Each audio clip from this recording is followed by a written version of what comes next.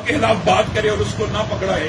ہم تو یہ بات کہتے ہیں کہ فرقہ وریت کے خاتمے کے لیے اگر یہ شرک بھی منظور کر لی جائے ہمیں کوئی اعتراض نہیں کہ حضرت ابو بکر سے لے کر حضرت علی تک، حضرت علی سے لے کے حضرت امیر معاویہ تک، حضرت امیر معاویہ سے لے کے حضرت طفیل دوسی تک جو آخری صحابی زندہ رہے ہیں، کوئی ان میں سے کسی ایک کی بھی توہین کرے اور حضرت علی سے لے کے حضرت حسن حسین تمام اہل بیت کے اوپر دونوں کا متفقہ لاہ عمل بنا دیا جائے.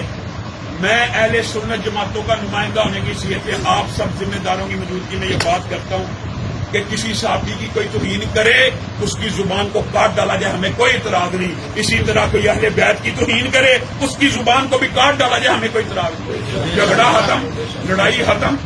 اب بتائیں اس بات سے کون بھاگے گا؟ جو بھاگے گا وہی ملک میں فرقہ وریت بنانے کا موجب ہے. انشاءاللہ ابھی آگے سید سبطین شاہ نقوی صاحب کے